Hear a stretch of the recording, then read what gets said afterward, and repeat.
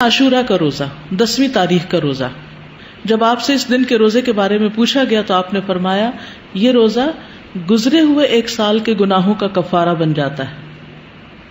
یعنی پچھلے محرم سے لے کے اب تک کے جو گناہ ہوں گے وہ انشاءاللہ معاف ہوں گے، صغیرہ گناہوں کی طرف اشارہ ہے۔ اس دن کا روزہ جو ہے یہ مستحب ہے۔ جابر کہتے ہیں کہ رسول اللہ صلی اللہ علیہ وسلم ہمیں عاشورہ کا روزہ رکھنے کا حکم دیتے، ہمیں اس کی ترغیب دیتے اور اس موقع پر ہماری نگرانی فرماتے، یعنی رکھا ہے کہ نہیں۔ اس کے بعد جب رمضان کے روزے فرض کر دیے گئے تو آپ نے ہمیں نہ حکم دیا نہ منع کیا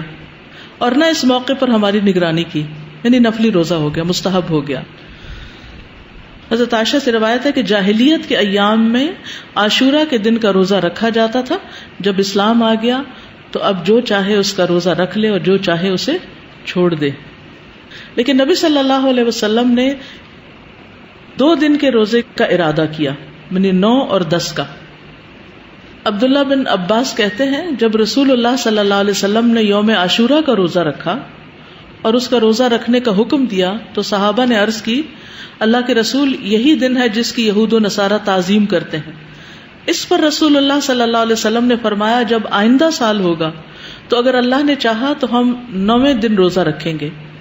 کہا اس کے بعد آئندہ سال نہیں آیا کہ رسول اللہ صلی اللہ علیہ وسلم وفات پا گئے۔ ٹھیک ہے، تو افضل کیا ہے 2 دن کا رکھ لیا جائے، 9 اور 10 کا۔ اور 9 محرم جو ہے بعض کے نزدیک 9 اور بعض 10 دونوں کو عاشورہ کا دن بھی کہا جاتا ہے۔ پہلا عشرہ ہے نا اس میں، جی نہیں 11 والی روایت ضعیف ہے، یعنی بعض کہتے ہیں 10 اور 11 بھی رکھ سکتے ہیں، لیکن یہ کہ 11 تاریخ کے روزے کی روایت ضعیف ہے، اصل میں 9 اور 10 ہی ہے۔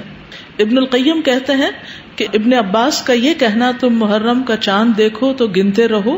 اور 9ویں تاریخ کے دن کی صبح روزے کی حالت میں کرو، تو اس سے مراد یہ نہیں کہ عاشورہ 9ویں تاریخ کو کہتے ہیں، بلکہ ان کی مراد یہ ہے کہ 10ویں سے پہلے 9ویں کا روزہ بھی رکھو، کیونکہ آپ نے فرمایا تھا کہ اگر میں زندہ رہا تو روزہ رکھوں گا، تو یہ ایک طرح سے آپ کی سنت ہو گئی، کیونکہ آپ نے اس کے بارے میں خود صحابہ کو ترغیب دلائی۔ بچے چلیں اگر 2 نہیں رکھ سکتے تو 1 تو رکھوائیں۔